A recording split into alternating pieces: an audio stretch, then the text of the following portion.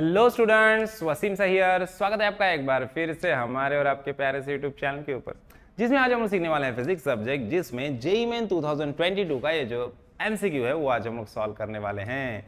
तो बेसिकली जो हमारा क्वेश्चन है वो यूनिट्स एंड डायमेंशन इस लेसन से है। प्रिंसिपल ऑफ होमोजेनिटी का क्वेश्चन है। तो चलो क्वेश्चन की तरफ बढ़ते। क्या दिया है देखो, momentum P, area A and time T are taken as fundamental quantities, then the dimension formula for coefficient of viscosity is. तो देखो मोमेंटम को हम लोग लीनियर मोमेंटम को पी से डिनोट करते हैं, एरिया को ए से, टाइम को टी से, और कोएफिशिएंट ऑफ विस्कोसिटी को ईटा या म्यू से डिनोट करते हैं। ओके, तो अभी देखो यहाँ पे इस क्वेश्चन में हम लोग क्या बोला है कि हम लोग को कोएफिशिएंट ऑफ विस्कोसिटी का डायमेंशन फाइंड आउट करना है लीनियर मोमेंटम, एरिया और टाइम के फॉर्म में। बेसिकली जो डायमेंशन होते हैं किसी भी फिजिकल क्वांटिटी का डायमेंशन हम लोग उसके फंडामेंटल क्वांटिटीज के फॉर्म में निकालते हैं, जैसे कि लेंथ, मास, टाइम, टेम्परेचर, राइट। लेकिन यहाँ पे हम लोग को कोएफिशिएंट ऑफ विस्कोसिटी का डायमेंशन निकालना है पी, ए और टी के फॉर्म में।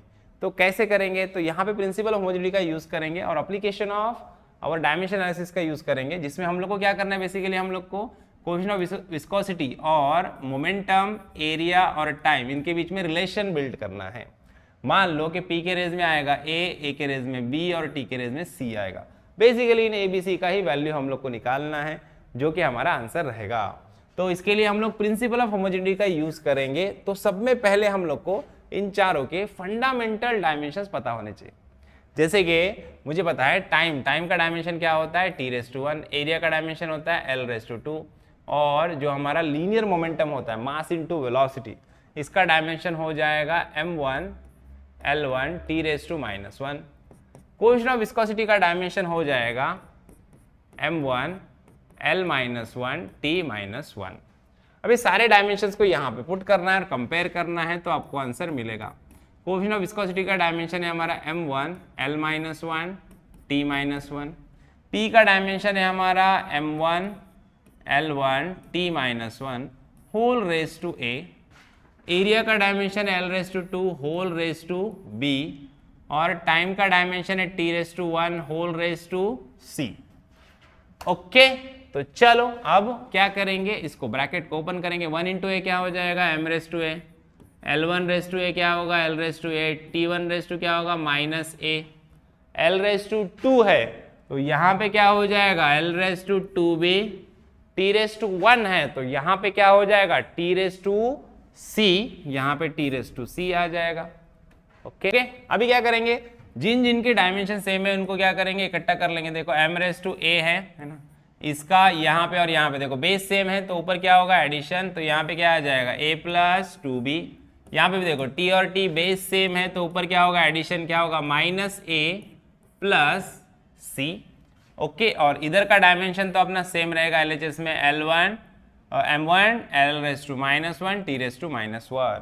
अब डायमेंशंस को कंपेयर करेंगे। देखो मास और मास के डायमेंशन को कंपेयर करेंगे। इधर m⁻a है LHS में और RHS में इधर m⁻1 है, इधर m⁻a है।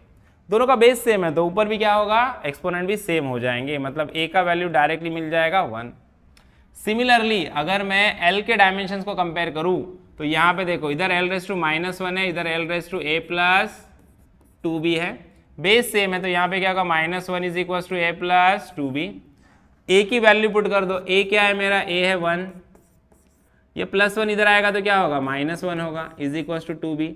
तो क्या होगा -1 -2 2b। तो यहाँ से मैं बोल सकता हूँ b क्या आएगा -2/2 मतलब ये क्या आ गया -1। तो b का वैल्यू आया मेरा -1। अब c निकाल लेते लगे या तो टाइम को कंपेयर करो, टाइम के डायमेंशन, इधर T⁻1 है, इधर T⁻2 क्या है -a+c है, बेस सेम है, तो देखो -1 = -a+c। ओके, तो देखो यहाँ पे a की वैल्यू पुट कर देंगे -1, a की वैल्यू 1 है लेकिन आगे माइनस है, तो ये -1 हो जाएगा।